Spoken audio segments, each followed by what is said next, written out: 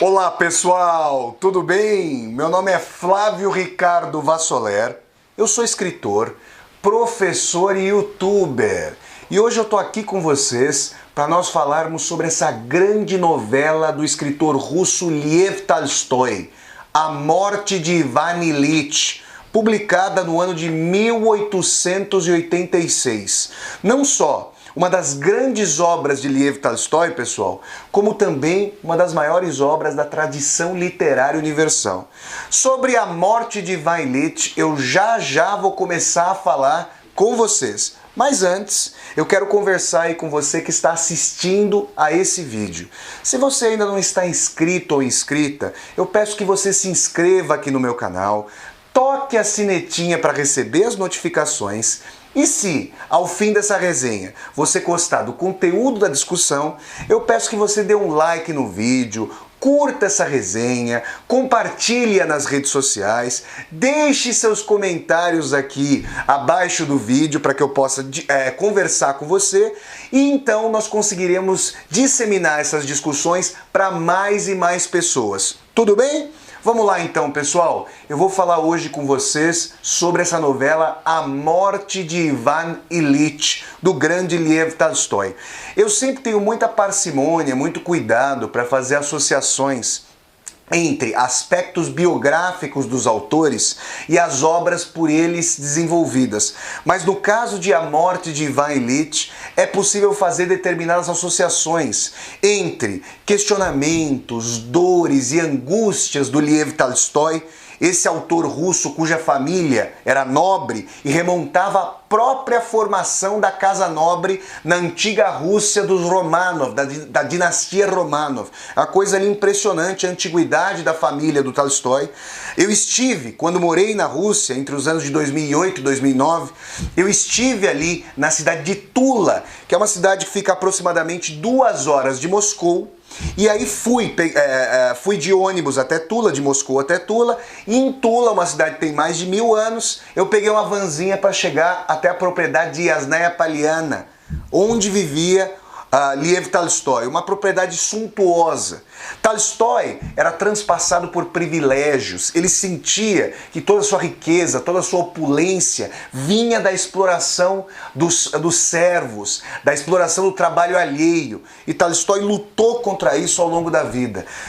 Teve ali uma adolescência, o início de vida adulta, digamos, esbanjando, fazendo a farra, orgias, bebedeira e tudo mais, vício no jogo, jogando a farta, aproveitando ali a sua condição de nobre privilegiado, mas depois começou a se ver profundamente com uma dimensão de culpa, de dor, porque sentia, porque percebia, porque entendia como é que o sistema de reprodução social o privilegiava em detrimento daqueles que não podiam de maneira nenhuma ter uma vida de usurpação, uma vida de alegria, uma alegria superficial, uma alegria etérea, uma alegria esvaziada, passageira, que ele estava sentindo.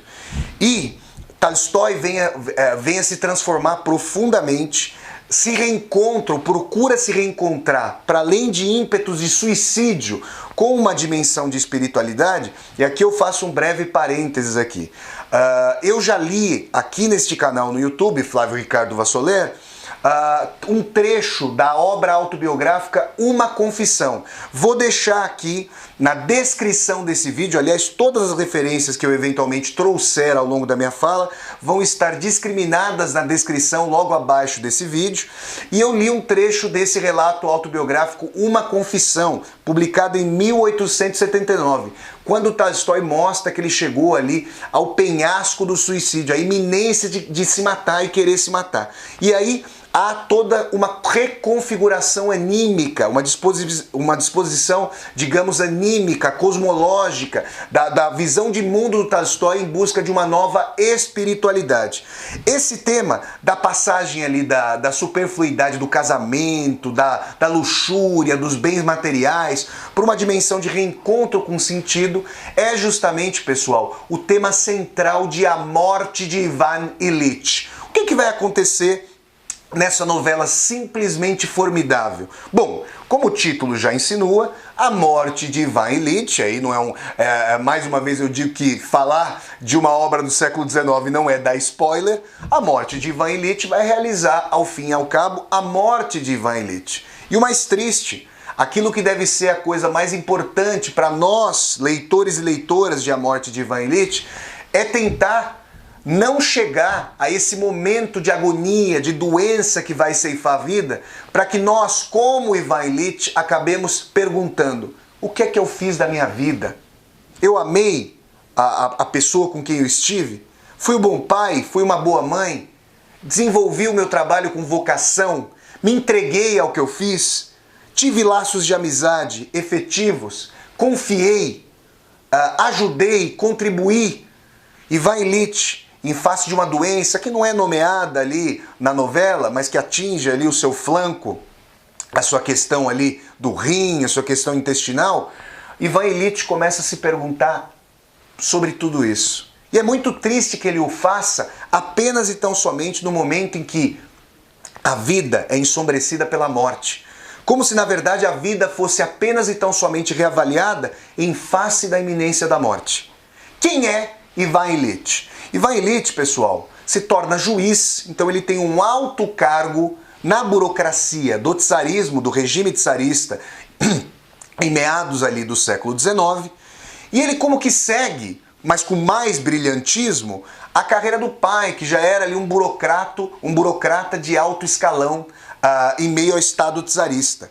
Ivan Illich tem um irmão mais novo, que é um dissipador, que é tido como o medíocre da família, um irmão mais velho, que é um carreirista, que seguiu ipsis literis, para e passo ali, a cada momento, a trajetória do pai, mas Ivan Illich era tido como a pérola da família, aquele que havia estudado na faculdade de Direito com ímpeto, ia bem nas disciplinas, aquele em quem se depositavam as maiores esperanças.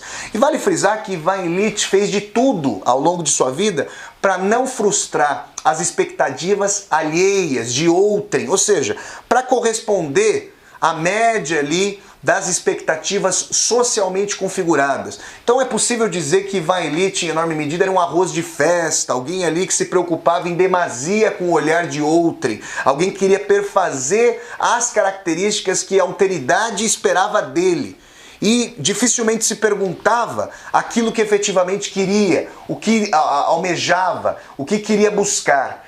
Ivan Illich, nesse sentido, escolhe uma carreira, escolhe uma posição, escolhe uma esposa, vem a desposar justamente a Praskovia Fyodorovna, que não é, isso é muito importante dizer, um casamento que vai se dar por amor, um casamento mais de conveniência, quanto viria de dote à época, né? Vale frisar ali que o pai da noiva, o pai da pretendida, dispunha ali de um dote, e essa era uma característica que vinculava matrimônio a comércio, a relação ali comercial, e aí esse dote ia parar, e saía das mãos do antigo patriarca, do pai, e ia para as mãos do marido. Esse era um fator ali de elegibilidade das mulheres como noivas, uma vez que eram amplamente cerceadas à época ali no século XIX, para conseguirem trabalhar, não podiam e ficavam à mercê ali da potência do marido, do provedor.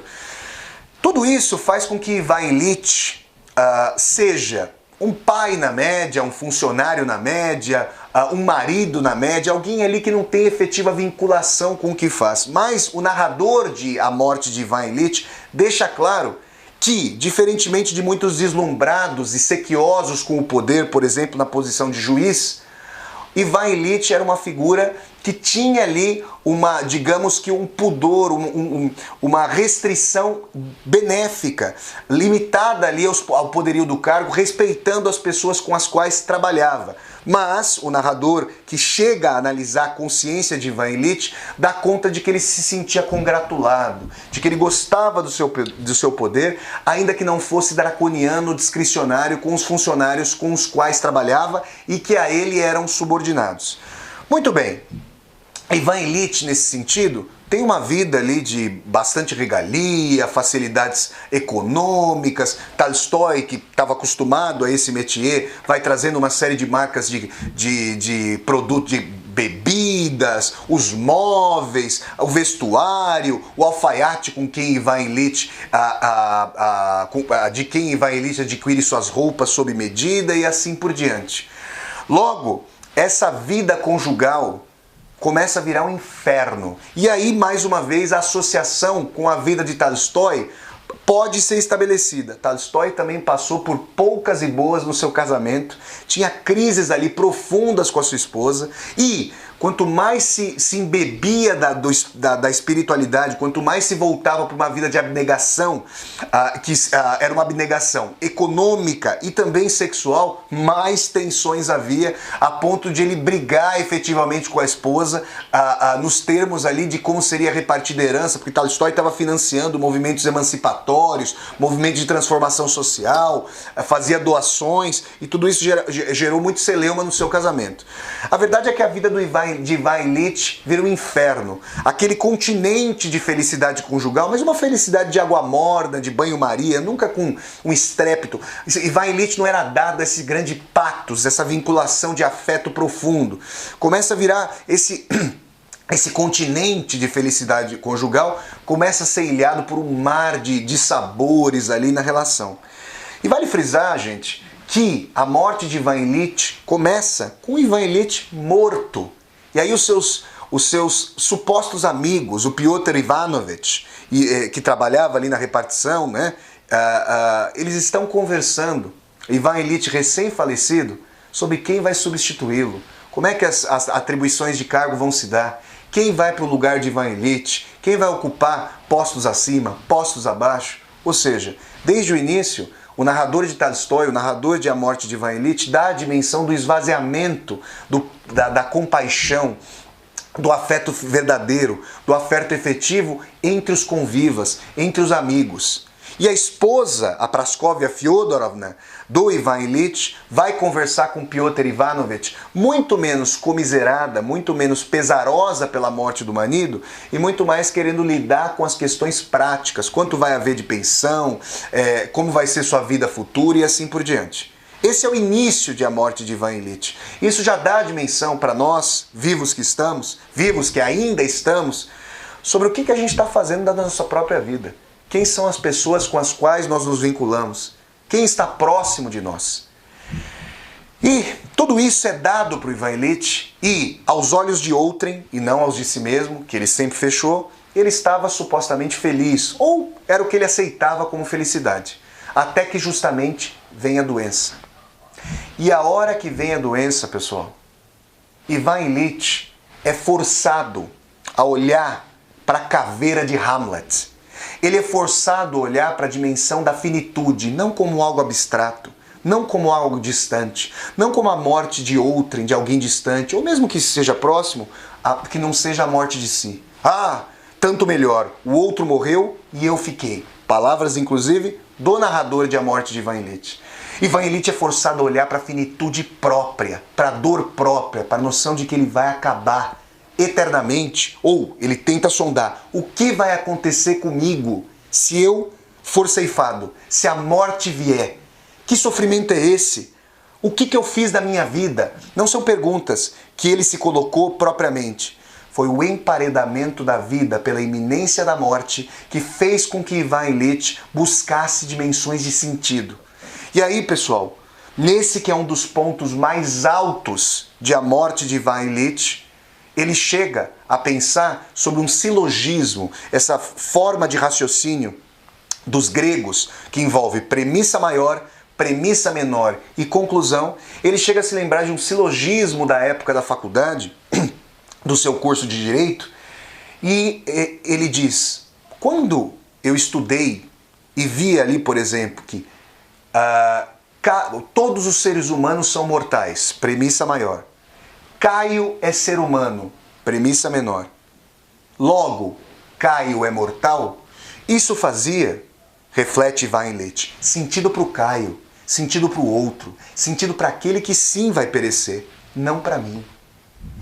Perceber que eu sou a conclusão desse silogismo que me engole, que me fagocita, que vai me levar para 7 palmos abaixo do chão, é inaceitável. Eu não quero ir, eu quero permanecer, eu quero dar continuidade aos meus projetos. Quais projetos? Projetos ali esvaziados de sentido? Projetos ali que ele não deliberou? Ele só foi seguindo uma sucessão inercial de eventos da vida, escolhidos por outrem, pela tradição social, pelo caráter farisaico de sua própria vida? Ivan Illich é forçado a se confrontar, é forçado a perceber o quanto não amava a esposa, como a filha não lhe era essencial, como as relações de amizade eram completamente retráteis e vazias, como ele não tinha efetiva vinculação com seu emprego para além do ordenado. Ivan Illich, ler Ivan Illich e não se sentir mobilizado, não perceber como essa novela nos provoca para que nós pensemos no sentido daquilo que nós estamos fazendo da vida e daquilo que a vida permite ou não permite que nós ampliemos em termos de horizonte de expectativas, realmente está muito enregelado em relação às dimensões de agonia, de deliberação, de projetos e de sentido da vida. Ivan Illich não consegue mais utilizar aquelas falas convencionalescas. E, quando da doença, a única pessoa com quem ele consegue conviver é o criado, Gerasim. O Gerasim, esse simplório, o Gerasim, essa pessoa ali vinculada a uma espiritualidade como que espontânea, autóctone do povo russo. E aqui eu faço um parênteses. Na figura do Gerasim existe sim um caráter russoísta, ou como vocês queiram, o adjetivo, russoísta ou russoniano. Eu estou me referindo ao filósofo franco-suíço Jean-Jacques Rousseau, que o Tolstói leu com muito ímpeto e tinha aquela dimensão, digamos, vamos usar o termo aqui, entre aspas, do bom selvagem, daquele que não é totalmente conspurcado pela civilização, daquele que não sendo abastado, não faz parte de todos os jogos de poder e pode ter uma atitude mais franca, uma atitude mais aberta. É o único, diz o narrador de A Morte de Ivan Illich, que consegue conversar com o senhor de igual para igual com mais democracia, mesmo sendo, vejam vocês, um subalterno, um criado. Então é interessante que, mesmo com uma característica mais idealizada por parte do Tolstói e ali na configuração, porque a gente obviamente não vai atribuir esse caráter idílico a todos os oprimidos, como se por serem oprimidos eles fossem por si sós de uma personalidade mais franca, mais honesta, o que não quer dizer que a opressão se justifique, é claro, e o que não quer dizer que o oprimido tem toda a dignidade para não ser mais oprimido e nós chegarmos a uma condição de democracia efetiva. Não é isso que eu estou dizendo, eu só não estou querendo dizer que a gente pode idealizar, pode trazer um caráter idílico para todas as pessoas de uma classe expoliada e explorada. Mas é importante dizer que o Gerasim é essa única pessoa com quem Ivan Illich consegue conviver. E na doença, pessoal, é de uma tristeza muito grande, porque é na doença que o Ivan Illich procura, busca os momentos de reconciliação, os momentos mais felizes de sua vida, que dão a dimensão do cheiro da infância, da despreocupação, dos jogos, do caráter lúdico, dos sons, do farfalhar das folhas ali e da alegria da criança quando as folhas eram varridas pelo vento para chegar aquela chuva. Todos nós temos essa dimensão de que as folhas vão sendo varridas pela vassoura invisível do vento até que a chuva venha. Ele tem a dimensão ali do afago da mãe, ele tem a dimensão das comidas, das tortas feitas com todo carinho, e isso dói, porque o retorno é impossível, porque é irrevogável a distância, e ele sente ainda mais dor, mas ele sente uma combinação entre dor física, mas sobretudo dor moral, por cotejar a distância entre a felicidade da infância e a sua vida esvaziada de sentido quando adulto, ainda que bem-sucedido como juiz, num cargo e com um ordenado determinado. É então que Ivan Illich vai buscar a dimensão da espiritualidade, vai se sentir punido por Deus e vai sondar as dimensões daquilo que vai lhe acontecer. O que eu vou sofrer? Eu vou ser findado? Eu vou ser extinto? Eu nunca mais vou haver para os outros e para mim mesmo? Eu sou um peso para minha esposa? Eu sou um peso para minha filha? Que eu me vá? que eu não sinta mais que elas me olham pura e simplesmente com condescendência e comiseração. Que na verdade elas sejam, que eu descubra na impaciência delas, nessa dissimulação de compaixão, uma falta de vinculação e afeto para com a minha dor, uma falta de comiseração efetiva.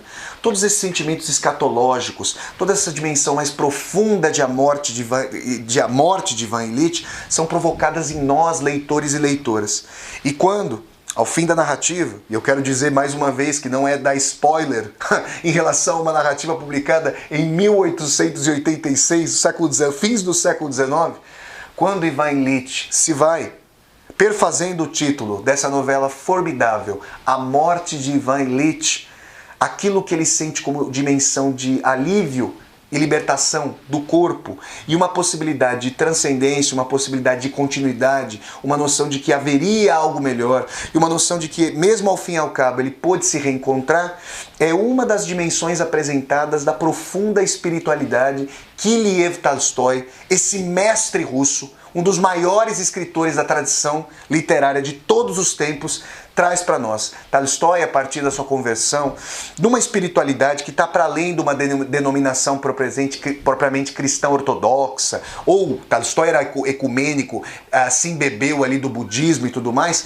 Tolstói vai mostrar, vai pontuar, vai fazer a sua obra ser transpassada por essa dimensão de espiritualidade. Então, essa novela, A Morte de Ivan Illich, apresenta para nós aguda crítica social, crítica ao farisaísmo, à superfluidade das classes abastadas da Rússia de então, mas que obviamente pode ser reconfigurada para nós pensarmos o caráter de superfluidade, de vazio das classes dominantes e abastadas atuais, e busca, para além de uma posição de uma felicidade alheia e postiça, dimensões de sentido, dimensões de reencontro consigo mesmo, dimensões de pensamento sobre o todo da vida, sobre a dimensão de para onde nós vamos e o que nós escolhemos, se é que escolhemos, a partir dessa vida vivificada pela morte, com esse paradoxo espiritual e tolstoiano em A Morte de Ivan Illich. É essa então, pessoal, a resenha que eu fiz em mais esse quadro de hoje da resenha literária